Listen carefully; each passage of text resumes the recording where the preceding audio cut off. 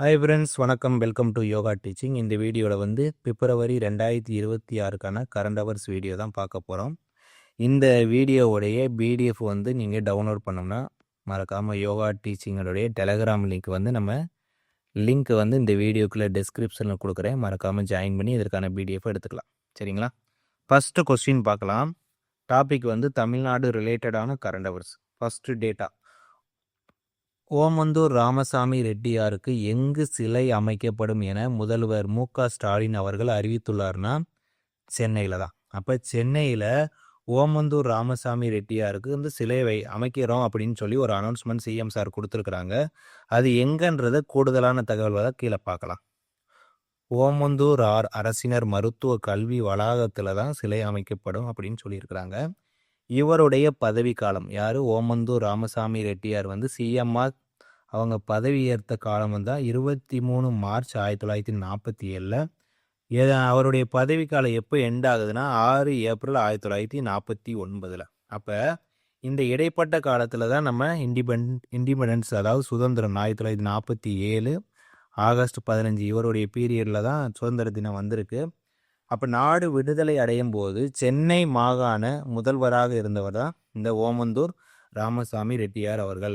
இவருடைய ஆட்சி காலத்தில் என்னென்ன பண்ணியிருக்காங்கன்னா கரெக்டாக டேட் மென்ஷன் பண்ணி கொடுத்துருக்கு. 21/11/1947 பிற்படுத்தப்பட்ட மக்களுக்கு, அதாவது பிசின்னு சொல்லுவாங்க, இந்த மக்களுக்கு வந்து 14% இடஒதுக்கீடு வழங்கப்பட்டது. இவருடைய பீரியடு, இவருடைய ஆட்சி காலத்தில் தான் அது நடந்திருக்கு. இது ஒரு பெரிய ஒரு சமூக நீதி சாதனையாக பார்க்கப்படுது. அதுக்கப்புறம் தமிழ்நாடு அரசு சார்பில் அவருடைய பிறந்த விழுப்புரம் மாவட்டம் ஓமந்தூர்லேயே வந்து அவருக்கு மணிமண்டபம் அமைச்சு கொடுத்துருக்காங்க தமிழ்நாடு கவர்மெண்ட் சார்பாக. அது யாருன்னு பார்த்தீங்கன்னா டாக்டர் முத்தமிழறிஞர் கலைஞர் அவர்கள். மேலும் சென்னையில் வந்து அரசினர் தோட்டம்னு சொல்லுவாங்க. சென்னையில் அரசினர் தோட்டம்னா ஆங்கிலத்தில் கவர்மெண்ட் எஸ்டேட்னு சொல்லுவாங்க. அங்கே வந்து ஓமந்தூராருடைய அரசினர் தோட்டம் சொல்லி பெயரும் சூட்டியிருக்காங்க. இதுவும் கூடுதல் சிறப்பு. யார் பெயர் சூட்டினார்னு கேட்டால் அப்போதைய முதலமைச்சராக இருந்த டாக்டர் கலைஞர் அவர்கள் தான். அடுத்து மேலும் வந்து ஒரு வரலாற்று சிறப்புமிக்க சட்டங்கள்லாம் இவர் சிஎம்மாக இருக்கும்போது நடந்திருக்கு. அது என்னென்னா ஆலய நுழைவு சட்டம் 1947, 2 வரும் 1947, இன்னொரு 1947 தேவதாசி அர்ப்பணிப்பு ஒழிப்பு சட்டம். இவருடைய ஆட்சி காலத்தில் தான் இந்த மாதிரியான முக்கியத்துவம் வாய்ந்த சட்டங்களை ஏற்றிருக்காங்க. அதாவது ஆலய நுழைவு சட்டம்னா கோயிலில் இந்த மக்கள் தான் போகணும், இந்த மக்கள் தான் தண்ணி எடுக்கணும்னு சொல்லி சில கடுமையான ஒரு அவல நிலை இருந்திருக்கு. அதை உடைச்சி எரிஞ்சவர் தான் இந்த ஓமந்தூரார். அதுக்கப்புறம் தேவதாசி அர்ப்பணிப்பு சட்டம்னா பெண்களை இழிவாக பார்க்கக்கூடிய இந்த ஒரு முறைக்கும் அவர் வந்து முற்றுப்புள்ளி வச்சிருக்காரு.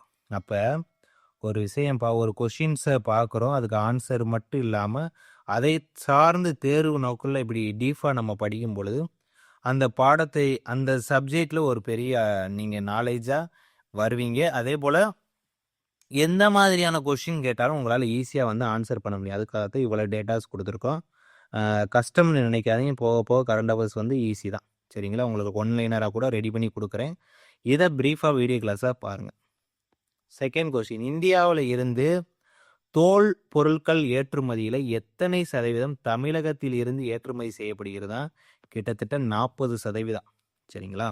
இதில் தேர்வு நோக்கில் நம்ம தெரிஞ்சுக்கிறோம்னா வெளிநாட்டு காலனி நிறுவனங்கள் தமிழகத்தில் கடந்த 4 ஆண்டுகளில் 12,000 கோடி முதலீடு செஞ்சுருக்கு. இதனால் வந்து 5 லட்சம் பேருக்கு வேலை வாய்ப்பு கிடைச்சிருக்குன்னு சொல்கிறாங்க. அப்போ நம்ம தமிழ்நாட்டில் முதலீடு செய்யக்கூடிய வெளிநாட்டு காலனி நிறுவனங்கள் வந்து லாஸ்ட் 4 வருஷம் அப்டேட்டில் 12,000 கோடி முதலீடு. இதனால் எவ்வளோ பெனிஃபிட்? 5 லட்சம் பேருக்கு வேலை வாய்ப்பு ப்ளஸ் தமிழகத்தில் உள்ள தோல் பொருள் உற்பத்தி தொழிற்சாலைகளில் லேடிஸ் தான், அதாவது பெண்கள் தான் கிட்டத்தட்ட எத்தனை சதவீதம் பணியாற்றி வருகின்றனர்?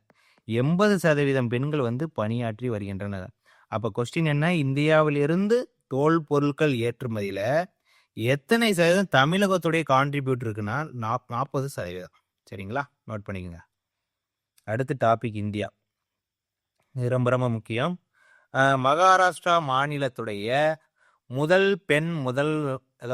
பெண் துணை முதல்வர் என்ற பெருமை பெற்றவர் யாருன்னா சுனேத்ரா பவார்.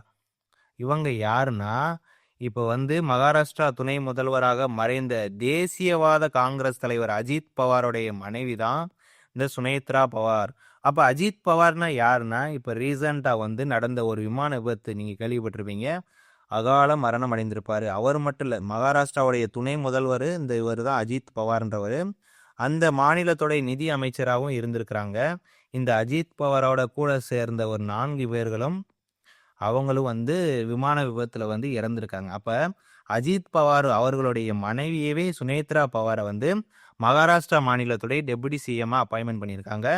இதுதான் ஃபர்ஸ்ட் டைமாக ஒரு முதல் பெண் துணை முதல்வராக மகாராஷ்டிரா மாநிலத்தில் இவங்க தான் சொல்லிட்டு அந்த பெருமை அந்தஸ்தையும் பெற்றிருக்காங்க. மேலும் கூடுதலாக நம்ம என்ன தெரிஞ்சுக்கணும்னா, மகாராஷ்டிரா மாநிலத்துடைய முதல்வர் யாருன்னு பார்த்தீங்கன்னா தேவேந்திர பட்னவிஸ். அப்போ மகாராஷ்டிரா மாநிலத்துடைய ஆளுநரும் தெரிஞ்சுக்கணும், ஆச்சாரிய தேவ விரத். நோட் பண்ணிக்கோங்க.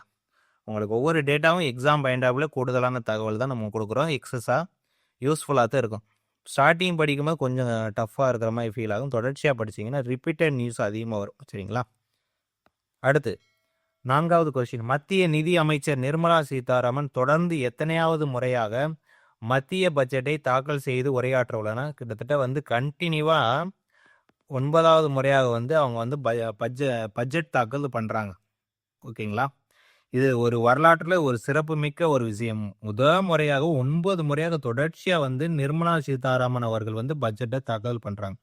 கூடுதலாக என்ன சிறப்புனா, இந்தியாவிலே வரலாற்றிலேயே இந்த டைம் தான் பட்ஜெட் தாக்குதல் வந்து ஞாயிற்றுக்கிழமை பண்ணியிருக்காங்க.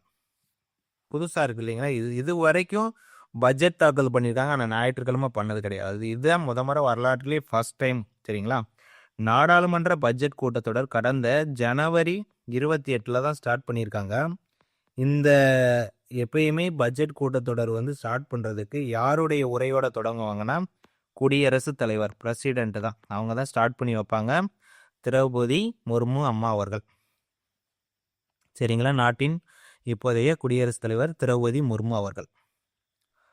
அடுத்து 5வது கொஸ்டின்.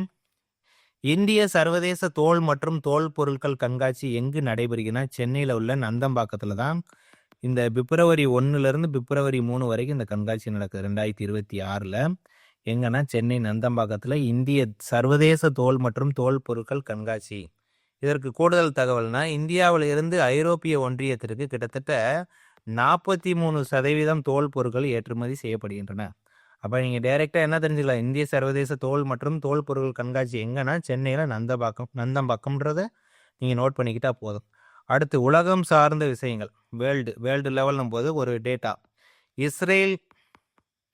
இஸ்ரேல் மற்றும் சவுதி அரேபியாவுக்கு எத்தனை கோடி டாலர் மதிப்பிலான நவீன ஆயுதங்களை விற்பனை செய்ய அமெரிக்கா ஒப்புதல் அளித்துள்ளது? யுஎஸ்ஏ எவ்வளோனா 1567 கோடி டாலர் வந்து இஸ்ரேலுக்கும் சவுதி அரேபியாவுக்கும் ஆயுதங்களை விற்பனை செய்ய ஒப்பந்தம் பண்ணியிருக்காங்க. யுஎஸ்ஏ தான்.